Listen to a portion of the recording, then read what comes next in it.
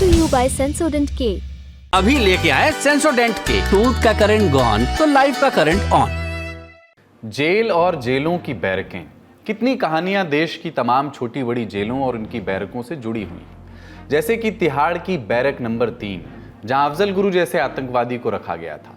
जैसे कानपुर जेल की 18 number barrack, जो एक समय वहां की सबसे सुविधाजनक बैरक हुआ करती थी। कुख्यात D2 गैंग से कोई मेंबर जेल आता था तो 18 नंबर बैरक में ही रुकता था। बाद में बिकरू कांड वाला विकास दुबे भी कुछ अन्य केसेस में इसी बैरक में आया। और फिर नायकों की कहानियां भी हैं। गांधी, सावरकर और भगत सिंह जैसे स्वतंत्रता सेनानियों के जेलों के किस्से तजुर्बे इतिहास में दर्ज हैं। उस जिक्र की रोशनी क्या होगी, किस आलोक में वो जिक्र होगा, वो अभी कहना मुश्किल है, अभी नहीं कह सकते। लेकिन जिक्र होगा जरूर तिहाड़ जेल की बैरक नंबर 2 का भी, जब लोग कहेंगे कि ये वही बैरक है जहां से कभी एक राज्य की सरकार चल रही थी। क्योंकि तिहाड़ की इसी बैरक नंबर 2 में अगले 14 दिन तक दिल्ली के सिटिंग सीएम अरविंद केजरीवाल कैद रहेंगे। पूरी खबर पर विस्तार से बात करेंगे।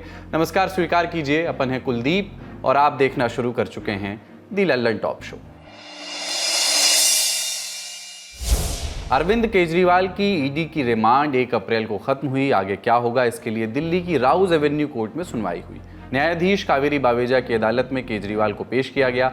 यहां से ईडी ने केजरीवाल की न्यायिक हिरासत की मांग की। कोर्ट ने मांग को उचित माना और दिल्ली के मुख्यमंत्री को 14 दिन की न्यायिक हिरासत में भेज दिया। यानी 15 अप्रैल तक वो जेल में रहेंगे, तिहाड़ जेल में। कोर्ट में केजरीवाल की तरफ से पैरवी कर रहे थे वकील रमेश गुप्ता और ईडी की तरफ से additional solicitor general SV Raju. ED की तरफ से केजरीवाल की न्यायिक हिरासत के लिए 3 जो सबसे बड़ी दलीलें रखी गई थी वो आपको बताते हैं। पहली दलील ये थी कि केजरीवाल जांच में सहयोग ही नहीं कर रहे हैं, अपने फ़ोन का पासवर्ड तक शेयर नहीं कर रहे हैं, अपनी ही पार्टी के नेताओं को वो कंफ्यूज्ड बता रहे हैं।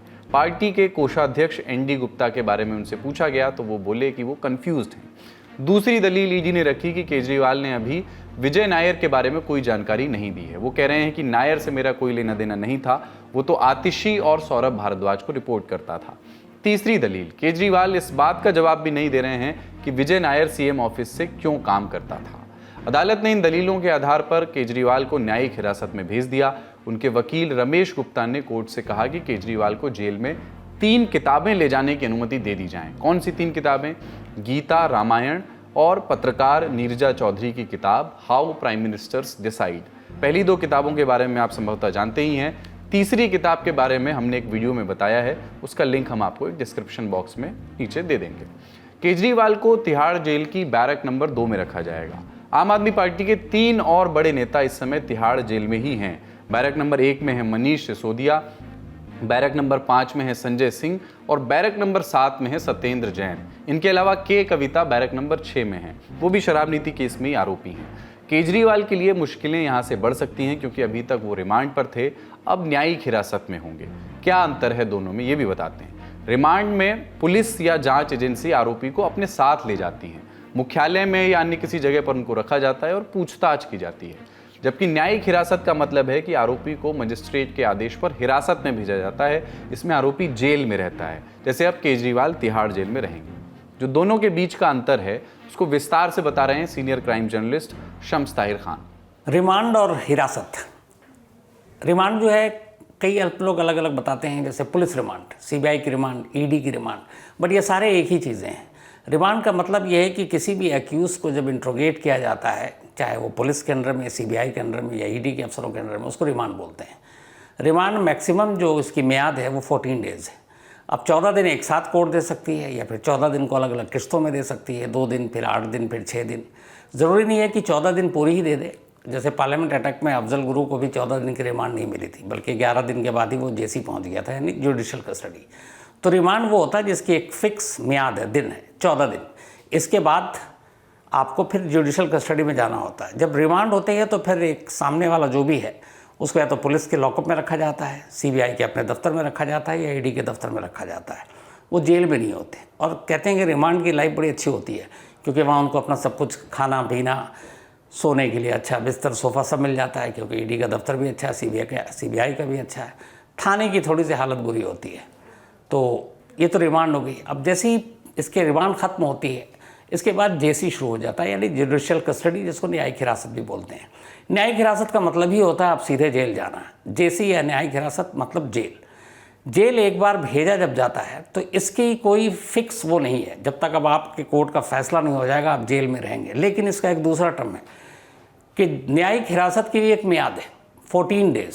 जैसे पुलिस कस्टडी, सीबीआई कस्टडी या फिर ईडी की कस्टडी 14 दिन से ज़्यादा नहीं हो सकती, न्यायिक हिरासत भी सिर्फ 14 दिन हो सकती है। लेकिन हर 14 दिन के बाद वो बढ़ाया जाता है, और हर 14 दिन के बाद बढ़ाने के लिए कोर्ट की इजाज़त लेनी होती है। पर ज़रूरी नहीं है कि आप अक्यूज़ को जेल से निकाल कर कोर्ट लाएँ, बस वो अपने आप, चूँकि सिर्फ इतना बताया जाता है कि अभी जांच जारी है, अभी चार्जशीट दाखिल होनी है, ट्रायल शुरू होना है, तो उसमें आपको जेसी यानी जुडिशियल कस्टडी यानी न्यायिक हिरासत अपने आप बढ़ती जाएगी 14 दिन तक।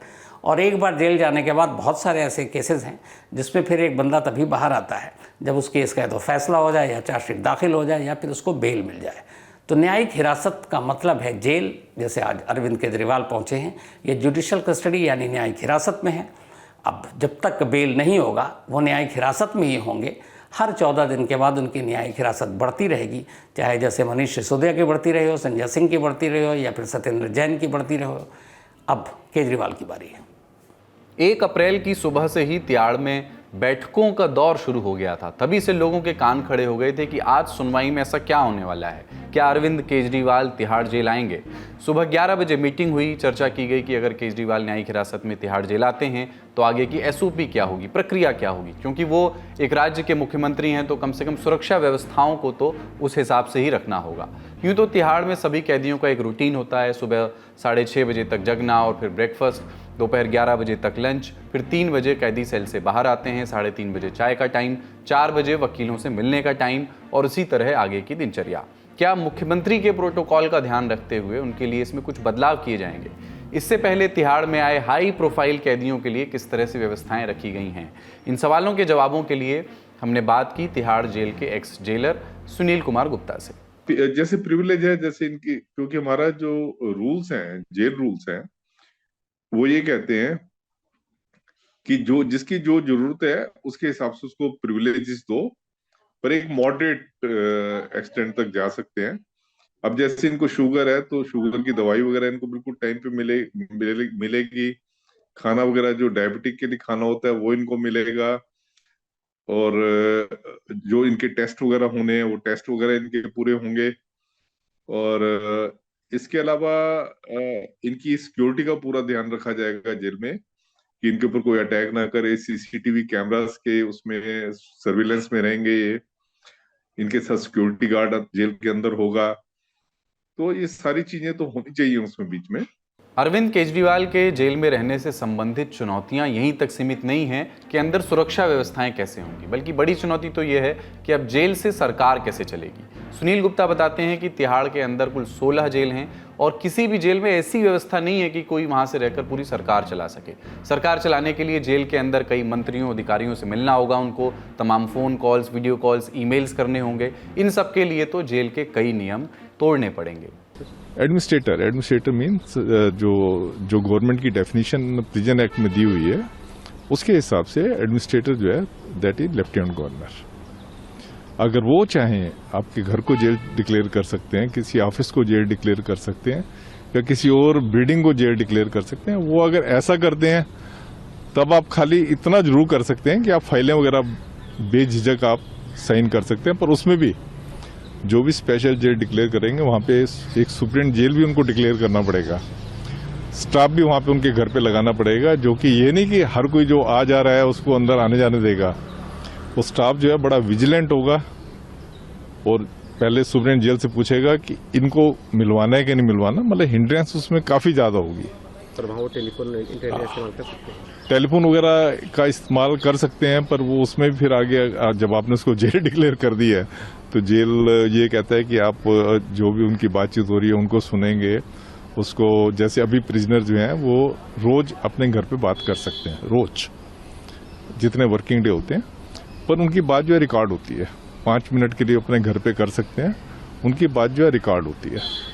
तो यहाँ पे तो रिकॉर्ड वगैरह कैसे करें, मतलब प्रैक्टिकली जो है अगर खाली फाइलें साइन करना है तो यस यू कैन डू, पर फाइलें के अलावा जो है बहुत ज़्यादा काम है जो कि सीएम को करना पड़ता है, तो उस हिसाब से मैं कह सकता हूं कि ये इम्पॉसिबल है। जेल से सरकार चलाने का एक विकल्प और है, लेकिन वो बहुत मुश्किल है।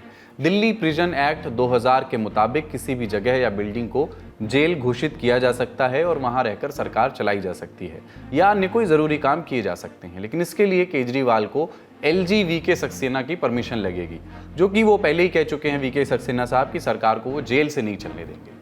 तो केजरीवाल के जेल से सरकार चलाने के खिलाफ मामला कोर्ट भी पहुंचा। हिंदू सेना नाम का एक संगठन है, उसके अध्यक्ष हैं सुरजीत सिंह यादव। उन्होंने दिल्ली हाई कोर्ट में PIL दाखिल की, मांग रखी कि केजरीवाल के जेल से सरकारी आदेश पास करने पर रोक लगाई जाए। हालांकि एक्टिंग चीफ जस्टिस मनमोहन और जस्टिस मनमीत प्रीतम सिंह अरोड़ा की बेंच ने याचिका को खारिज कर दिया। ये हुई जेल से सरकार चलाने की बात, लेकिन केजरीवाल की सरकार और उनके मंत्रियों पर संकट भी कम नहीं हो रहा है। अब इस मामले में दिल्ली के 2 और मंत्रियों आतिशी और सौरभ भारद्वाज का नाम भी आ गया है। जैसा कि हमने ऊपर बताया कि ईडी का कहना है कि केजरीवाल ने इन दोनों मंत्रियों का नाम लिया और कहा कि विजय नायर इनको रिपोर्ट करते थे। विजय नायर की बात इन दोनों से ही होती थी। विजय नायर कौन है, आपको याद दिला देते हैं। केस में ईडी की तरफ से 2023 में दाखिल की गई चार्जशीट के मुताबिक केजरीवाल ने कथित शराब घोटाला के मुख्य आरोपी समीर महेंद्रू से फेस टाइम ऐप पर बात की थी। समीर महेंद्रू शराब कारोबारी हैं। केजरीवाल ने समीर से कहा कि वो आपके कम्युनिकेशन इंचार्ज विजय नायर पर भरोसा करें, ऐसा चार्जशीट कहती है। ईडी के मुताबिक 12 और 15 नवंबर 2022 को पूछताछ के दौरान समीर महेंद्रू ने अधिकारियों को बताया था कि विजय नायर ने अरविंद केजरीवाल के साथ उसकी मीटिंग फिक्स की थी, लेकिन ये मीटिंग नहीं हो पाई फिक्स होने के बावजूद, और इसके बाद विजय ने उसे फेस टाइम पर वीडियो कॉल के जरिए बातचीत करने को कहा था। ईडी का आरोप है कि इसी कॉल पर अरविंद केजरीवाल ने समीर महेंद्रू से कहा कि विजय नायर उनका अपना आदमी है और वे उन पर भरोसा कर सकते हैं। वहीं विजय नायर वही है जिसे अब ईडी मिडिलमैन बता रही है।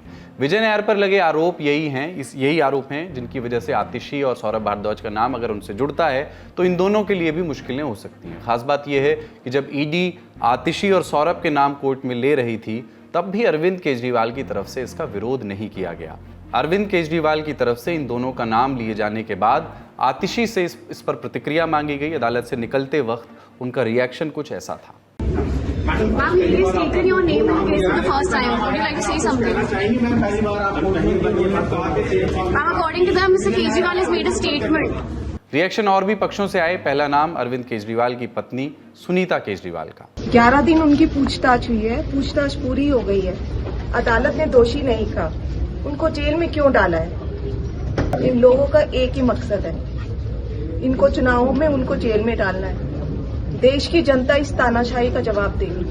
वहीं दूसरी तरफ भारतीय जनता पार्टी लगातार ये कह रही है कि केजरीवाल ने भ्रष्टाचार किया और अब उसी की सजा भुगत रहे हैं। आपने बात छेड़ी ली तो मैं भी कह दूं, यहाँ पे 12-13 साल पहले 12-13 साल पहले रामलीला मैदान में एक अन्ना हजारे जी ने एक आंदोलन की शुरुआत की थी। वो क्या आंदोलन था कि वो जो भ्रष्टाचार के खिलाफ आप एक हम मास मूवमेंट बनाएंगे। उस समय सत्ता में कौन थी? वही लोग जो कल स्टेज पे बैठे हुए थे। तो उस समय ये चाहते थे कि हमें भ्रष्टाचार मुक्त देश चाहिए। इन्होंने जाके सब उनके साथ मिल लिए, गले लग गए उनके साथ। जी, मैं वही तो आपको कहना चाह रही हूँ कि इसका अर्थ है कि आज कोर्ट ने ईडी की सारे तथ्य देखने के बाद, दलीलें सुनने के बाद कोर्ट को ये लगा that this is a fit case to send the honourable chief minister to custody. यानी उनको ये लगा कि ये बेल का केस नहीं है और माननीय मुख्यमंत्री अरविंद केजरीवाल जी की कस्टडी एक्सटेंड करने की आवश्यकता है। ये कोर्ट का फैसला है।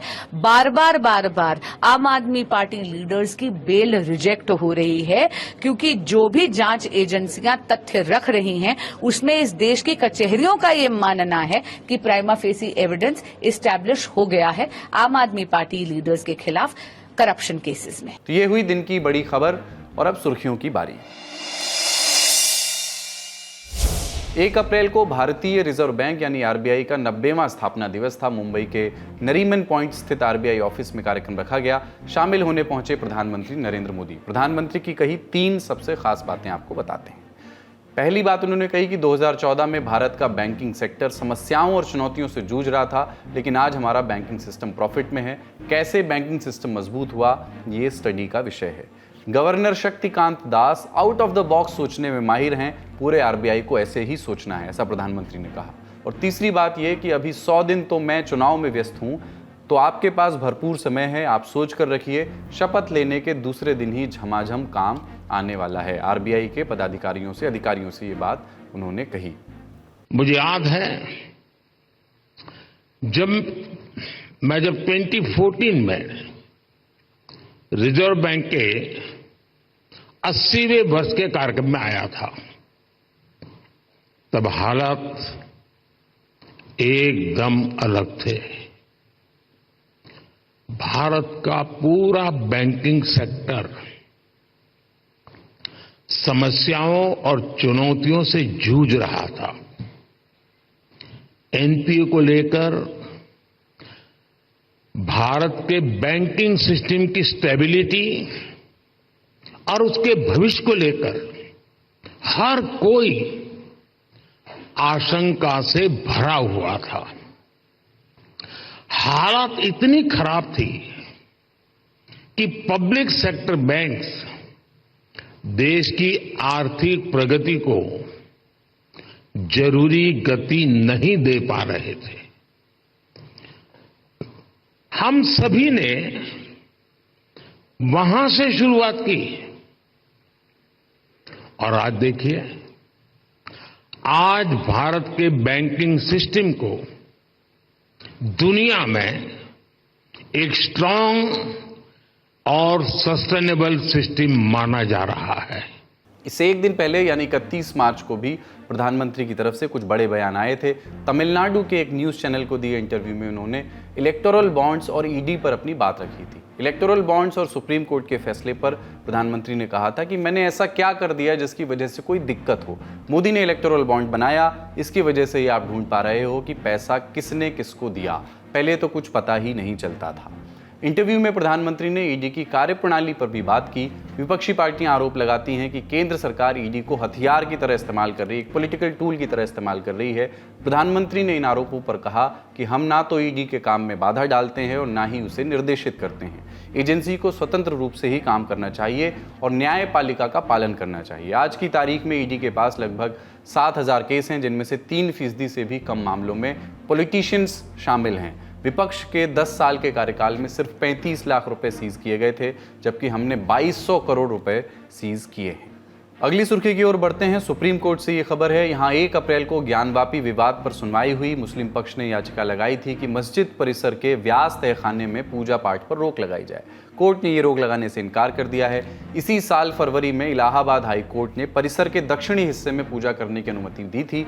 अंजुमन इंतजामिया मस्जिद कमेटी ने इस फैसले के खिलाफ शीर्ष अदालत में अपील की। सुनवाई की सीजेआई चंद्रचूड़ की बेंच ने उन्होंने पूजा पर रोक की मांग करने वाली याचिका को खारिज कर दिया।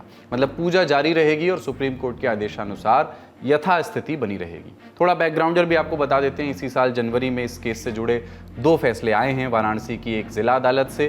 पहले 17 जनवरी को जिला जज ने वाराणसी के जिला मजिस्ट्रेट को तहखाने का रिसीवर नियुक्त किया। फिर 31 जनवरी 2023 को अदालत ने हिंदुओं को तहखाने में पूजा करने की अनुमति दे दी, ये कहते हुए कि साल 1993 में मस्जिद परिसर के दक्षिणी तहखाने में राज्य सरकार ने पूजा पर जो रोक लगाई थी वो कदम अवैध था। अदालत के आदेश के बाद काशी विश्वनाथ मंदिर ने व्यास तहखाने में पूजा करने के लिए एक पुजारी को नामित किया। उसी रात तहखाने का ताला खोला गया और एक पुजारी ने पूजा भी की। इसके बाद मस्जिद कमेटी ने फैसले को इलाहाबाद हाईकोर्ट में चुनौती दी। फरवरी में हाईकोर्ट ने चुनौती को खारिज कर दिया। जिला अदालत के फैसले को बरकरार रखा। फिर कमेटी ने सुप्रीम कोर्ट में अपील डाली और अब सीजेआई डीवाई चंद्रचूड़, जस्टिस जेबी पारदीवाला, जस्टिस मनोज मिश्रा की बेंच ने हाईकोर्ट के फैसले को बरकरार रखा है। दोनों पक्षों को ज्ञानव्यापी परिसर में यथास्थिति बनाए रखने का आदेश दिया है ताकि दोनों समुदाय धार्मिक प्रार्थना कर सकें। हालांकि उन्होंने साफ साफ ये कहा है कि नमाज अदा करने के लिए मुसलमान मस्जिद के उत्तरी हिस्से से बिना रोक टोक प्रवेश कर सकेंगे और काशी विश्वनाथ मंदिर ट्रस्ट के पुजारी तहखाने में पूजा करने के लिए दक्षिणी द्वार से प्रवेश करेंगे। और अब बात लोकसभा चुनाव से जुड़े दिन भर के अपडेट्स की। लोकसभा चुनाव से जुड़ी दिन की पहली बड़ी सुर्खी आई राजस्थान से, जहां पहुंचे गृह मंत्री अमित शाह। भारतीय जनता पार्टी के लिए लोकसभा चुनाव के लिए प्रचार किया, जोधपुर में सभा को संबोधित किया। भाजपा के कार्यकर्ताओं से कहा कि जोधपुर, बाड़मेर, पाली और जालोर सिरोही की लोकसभा सीट पर जीत के लिए डिटेल प्लान मैंने बना दिया है। ये प्लान थोड़ा मुश्किल है, लेकिन मुझे भरोसा है कि हमारे कार्यकर्ता इसे पूरा कर लेंगे। वहीं दूसरी तरफ मध्य प्रदेश से अगली सुर्खी बनी। समाजवादी पार्टी ने मध्य प्रदेश की खजुराहो लोकसभा सीट से उम्मीदवार को बदल दिया है। इंडिया गठबंधन के तहत कांग्रेस ने समाजवादी पार्टी को ये सीट दी है। यहाँ से सपा ने मनोज यादव को उम्मीदवार बनाया था, लेकिन 1 अप्रैल को मनोज यादव का टिकट यहाँ से काट दिया गया। टिकट इसके बाद मिला मीरा दीपक को। सपा ने 2023 के विधानसभा चुनाव में भी मनोज यादव को छतरपुर जिले की बिजावर सीट से उम्मीदवार बनाया था, लेकिन वहां भी बाद में उनका टिकट काट दिया गया था और बिजावर से सपा ने कोई प्रत्याशी नहीं उतारा था। चुनाव से जुड़ी एक और खबर मध्य प्रदेश से आई है। पूर्व मुख्यमंत्री कमलनाथ के गढ़ छिंदवाड़ा में कांग्रेस को बड़ा झटका लगा है। जिस महापौर की कभी राहुल गांधी और प्रियंका गांधी दोनों ने तारीफ की थी, उन्होंने पार्टी छोड़ दी है। छिंदवाड़ा में महापौर विक्रम आहाके ने भारतीय जनता पार्टी ज्वाइन कर ली है। विक्रम ने भोपाल पहुंचकर वहां पर मुख्यमंत्री डॉक्टर मोहन यादव की मौजूदगी में भारतीय जनता पार्टी की सदस्यता ली। इसके पहले अमरवाड़ा के विधायक कमलेश प्रताप शाह ने भी पिछले हफ्ते कांग्रेस छोड़ दी थी। अगली सुर्खी उत्तर प्रदेश से है। उत्तर प्रदेश में पल्लवी पटेल की पार्टी अपना दल कमेरावादी और असदुद्दीन ओवैसी की पार्टी AIMIM के बीच गठबंधन हो गया है। दोनों ने साथ में प्रेस कॉन्फ्रेंस की। पल्लवी पटेल ने कहा कि सरकार का पिछड़े, दलित और मुस्लिम समाज के प्रति रवैया ठीक नहीं है और विपक्ष में बैठे लोग भी उनके इस रवैये पर खामोश रहते हैं। पल्लवी ने कहा कि सपा के PDA वाले फॉर्मूले में जो आखिरी शब्द है, आखिरी लेटर है A, उसको लेकर लगातार भ्रम रहता है। कभी वो अल्पसंख्यक हो जाता है तो कभी अगड़ा। इसलिए हमने अपने साथ M को जोड़ लिया है, यानी मुस्लिम को जोड़ लिया है, और हम उनके हितों को ध्यान में रखते हुए अब ओवैसी की पार्टी से गठबंधन कर रहे हैं। इनकम टैक्स नोटिस वाले मामले में कांग्रेस को लोकसभा चुनाव तक के लिए राहत मिल गई है। कांग्रेस के पास लगातार बीते दिनों में इनकम टैक्स विभाग के तमाम नोटिस आए थे, जिसके बाद पार्टी ने यह भी कहा था कि ये भारतीय जनता पार्टी की ओर से प्रायोजित है, ये टैक्स टेररिज्म है। लेकिन अब सुप्रीम कोर्ट में सुनवाई के दौरान कांग्रेस को इस मामले में राहत मिल गई है। इनकम टैक्स डिपार्टमेंट ने भरोसा दिलाया है कि चूंकि अभी लोकसभा चुनाव का समय चल रहा है, इसलिए पैसों की रिकवरी को लेकर अभी कांग्रेस पर कोई कार्रवाई नहीं की जाएगी। कांग्रेस ने मामले में सुप्रीम कोर्ट में याचिका दाखिल की थी, जिस पर जस्टिस BV नागरत्ना की बेंच ने सुनवाई की। अगली सुनवाई इस मामले की होगी 24 जुलाई को, यानी लोकसभा चुनाव के बाद।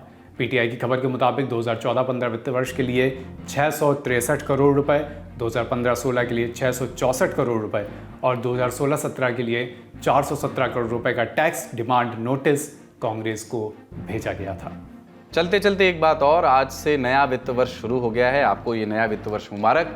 वित्त वर्ष 2024-25 कुछ बदलाव होने जा रहे हैं जो हम आपको जानना जरूरी है, आपको बता देते हैं। कर्मचारी भविष्य निधि संगठन यानी EPFO ने फंड ट्रांसफर को ऑटोमेटिक बना दिया है। माने EPFO खाता धारक जैसे ही नौकरी बदलेंगे, उनका PF पुराने से नए खाते में ट्रांसफर हो जाएगा।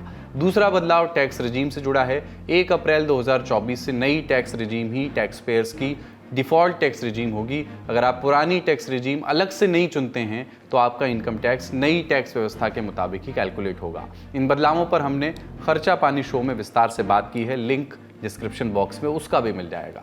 आज का लल्लन टॉप शो यहीं तक। अपना और अपनों का ख्याल रखिए, देखते रहिए दी लल्लन टॉप।